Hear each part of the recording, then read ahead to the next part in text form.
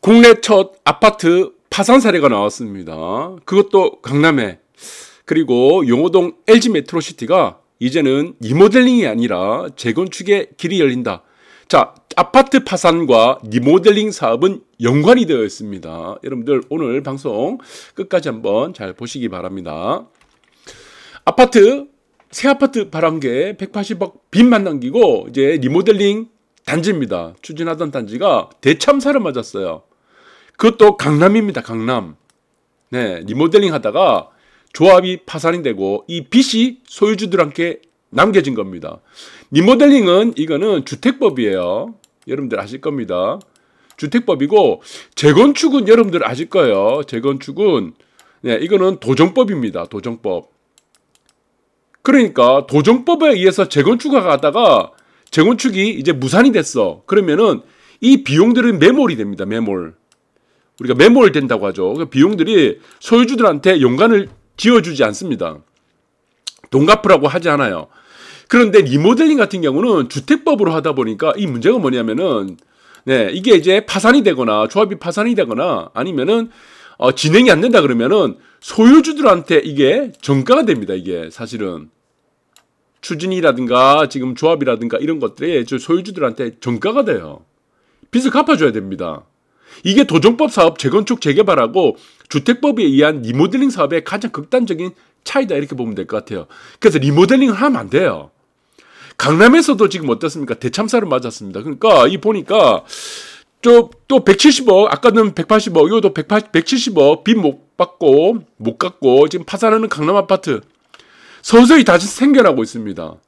강남에서도 이게 리모델링이 사업이 안 된다는 겁니다. 그래서 지금 문제가 되는 게 믿습니다. 리모델링 조합의 빚은 기하급수적으로 늘게 되죠. 왜? 이자가 붙으니까. 돈에는 공짜가 없습니다. 이자가 붙습니다. 2025년 2월 말 기준으로 업계에서는 조합이 갚아야 할 금액이 180억인데 이거 계속 증가합니다. 네. 자, 증가하고 이러한 사태를 초래한 조합 집행부는 잠적 상태로 도망갔습니다. 잠적 상태예요.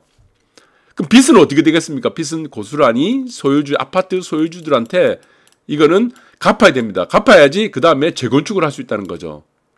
예, 나중에 압류되고 지금 난리 나겠죠. 법적 조치 들어가겠죠. 자, 그래서 이게 리모델링은 절대로 함부로 해서는 안 됩니다. 그래서 일각입니다. 제가 볼 때는 이거 900만 원이 아니고 나중에 1,500만 원, 2,000만 원 다 넘어갈 것 같아요. 이자가 계속 붙으니까 매일. 조합의 빚을 청산하자는 의견 나왔습니다. 근데 문제가 뭡니까? 조합이 어떻게 됐어요? 도주를 했어요. 야반 도주했어요. 해산됐습니다. 강제할 방법이 없는 거예요, 또. 그래서 지금 가구당 빚을 내고 조합을 갚아주는 게 맞냐? 지금 이제 붕괴가 막 터진 겁니다. 자기는 동의서밖에 안 줬는데 조합을 믿고 아파트에 보시면은 뭐 메트로시티도 마찬가지입니다. 서울도 마찬가지예요. 그 청사진만 보고 환상적인 어떤 사진만 보고 리모델링이 될 것처럼 그렇게 떠들다가 만약에 안 되면 어떻게 되겠습니까? 안 되면은 난리 난다는 겁니다. 추진하는 사람들이야 매달 뭐 밥도 먹고 월급도 타고 술도 먹고 몇 년간 10년간 계속 버티는 거죠. 왜? 내가 안 갚아도 되니까 소유주들이 대신 갚아야 되니까 이런 식으로 나오게 된다는 겁니다. 자, 그래서 재건축과 이게 차이점이 굉장히 크다 이렇게 보시면 될 것 같아요. 결국에는 뭡니까? 실패하는 부동산 두 가지 여러분들이 항상 맞박에 새겨넣어야 됩니다.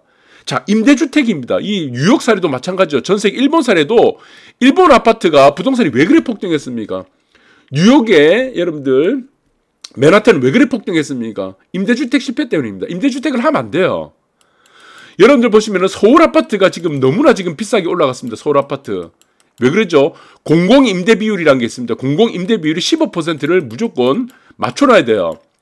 그럼 이 말이 뭡니까? 임대를 15%를 채워야 된다는 얘기죠. 재개발 같은 경우. 재건축 같은 경우는 공공임대 비율이라는 게 없지만 인센티브를 또 안 주는 겁니다. 그러니까 아크로 리버파크라든가 원벨리도 다 임대를 집어넣는 거예요. 예. 자, 그래서 지금 15%를 채우다 보면 무슨 문제입니까? 15%가 뭐란 얘기죠? 양질의 아파트 공급이 15%만큼 빠진다, 미달된다는 겁니다. 그래서 아파트 값이 폭등할 수밖에 없다는 겁니다. 그 다음에 두 번째 정책이 뭐냐. 그래서 임대주택 정책은 정비사업에서는 절대로 해서는 안 됩니다. 이거는 LH라든가 주택토지공사가 해야 돼요. 전담을 해야 됩니다. 그리고 또 하나, 리모델링 아파트는 절대로 추진하면 안 됩니다. 이거 무조건 안 되는 거예요. 절대 안 됩니다. 리모델링은. 나중에 여러분들이 리모델링 아파트를 추진하는 곳은 빚이 쌓인다는 겁니다. 그래서 절대로 이거는 손대면 안 된다는 거다. 원칙적으로 안 된다는 겁니다. 자, 그래서 용적률이 200% 넘어도 재건축이 이제는 가능하다. 자, LG 메트로시티 부산의 최대 단지입니다. 여기도 이제 재건축이 가능해집니다. 자, 이 방송을 끝까지 들어주시기 바라겠습니다. 자, LG 메트로시티가 이렇게 나오죠. 네, 그래서 여기는 용적률이 현재 삼성주거지 300%를 채웠습니다. 그런데 리모델링 외에는 어떻게 재건축이 가능해? 자, 이게 가능합니다. 이것이 이제 내용이 나오게 되는 거죠. 자, 보시면은, 자, 아직 위치도 좋아요. 평지고. 그런데 여기를 왜 리모델링 합니까? 리모델링의 가장 극단적인 단점은 무엇입니까? 네, 여기서 아파트가 보시는 것 같이 지금 서울에 신축 아파트를 짓고 있습니다. 그런데 이 아파트를 보시면은 다른 아파트가 좀 다르죠. 요즘 아파트는 뭡니까? 천정고입니다. 층고. 이게 지금 기본 층고예요. 요즘에는 기본 층고. 250에서 천정고가 260입니다. 그러니까 층고가 높게 나온다는 거죠. 사람 키 높이의 2배입니다. 그럼 여기에 이제 마감으로 치지겠죠. 지금 위에 보시면은 뭐 보강을 할 거고 밑에도 마찬가지나 바닥재 깔 거고 하다 보면은 지금 이제 조금 더 높아갈 거예요. 위에도 마찬가지입니다. 여기는 배관도 들어가고 지금 뭐 스프링클러도 들어가고 그리고 차음재라고 해서 지금 층간소음이 다 들어가겠죠. 하여튼 그러니까 이게 좀 잘라질 겁니다. 위에 높이만큼. 예, 여기 보시면은 샤시가 있는 높이만큼 잘려질 것 같고 위에도 좀 높아질 것 같아요. 그래도 뭡니까? 아파트는 층고가 무조건 높아야 됩니다. 층고가 기본적으로. 자, 그러면 메트로시티 같은 경우는 층고를 못 올리죠. 낮춰야 되죠. 자, 그러면 아파트의 가치를 높일 수가 없다는 겁니다. 여러분들 부산 아파트가 왜 못 오릅니까? 서울 아파트는 올라가는데 이 층고 때문이에요. 층고. 신축 아파트 나올 때마다 서울은 어떻습니까? 다 250에서 260 맞추고 있다는 거예요. 부산은 맨날 커뮤니티, 조경, 스카이 라운지, 쓸데없는 얘기만 하고 있는 거예요. 쓸데없는 수영장 이런 거 안 된다는 겁니다. 그래서 자, 메트로시티도 앞으로는 재건축이 가능해진다. 그것이 무엇입니까? 보존개수와 현황 용적률입니다. 보존개수와 현황 용적률. 그러니까 2004년도에요. 2004년도 이전에 만들어진 아파트 같은 경우는 종이 세분화가 안 됐습니다. 종이 1종, 2종, 3종 이런 식으로 세분화가 안 됐어요. 이 세분화가 언제부터 됐습니까? 2004년도부터 됐습니다. 도시계획에서.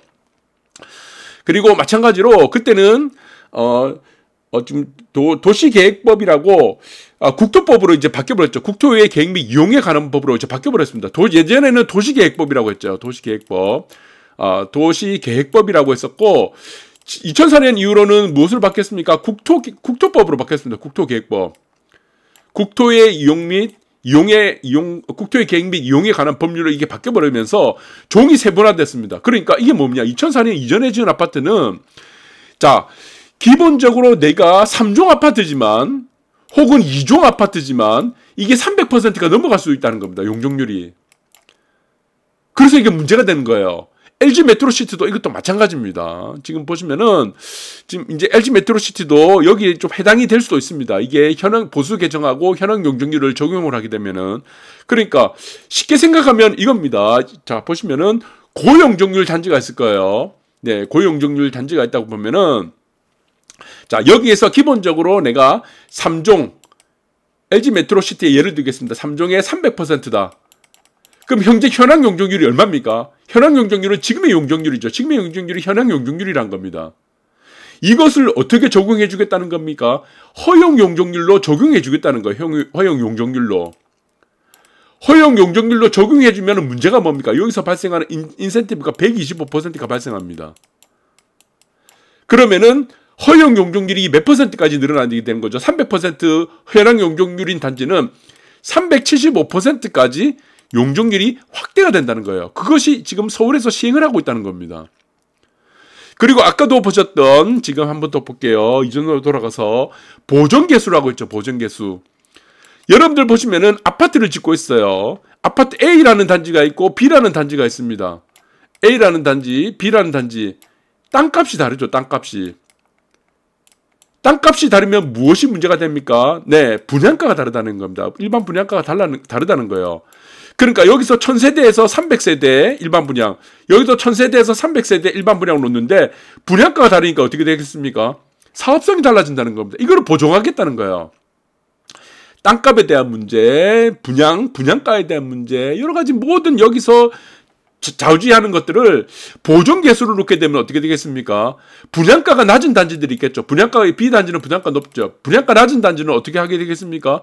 이거를 인센티브를 더 주는 방법이 있습니다. 인센티브. 아니면은 공공기여를 낮추는 방법이 있겠죠. 공공기여. 이게 뭡니까? 다 보정 개수에 따라서 만들 수가 있다는 겁니다. 자, 그러면은 LG 메트로시티 같은 경우는 어떻게 돼? 용적률이 이미 삼성주거지 다 채웠으니까 보정 기수를 낮추면 된다는 겁니다.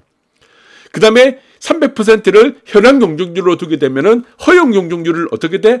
125%까지 늘릴 수가 있으니까 375%까지 허용 용적률을 만들 수 있고, 여기다 플러스 할 수 있죠.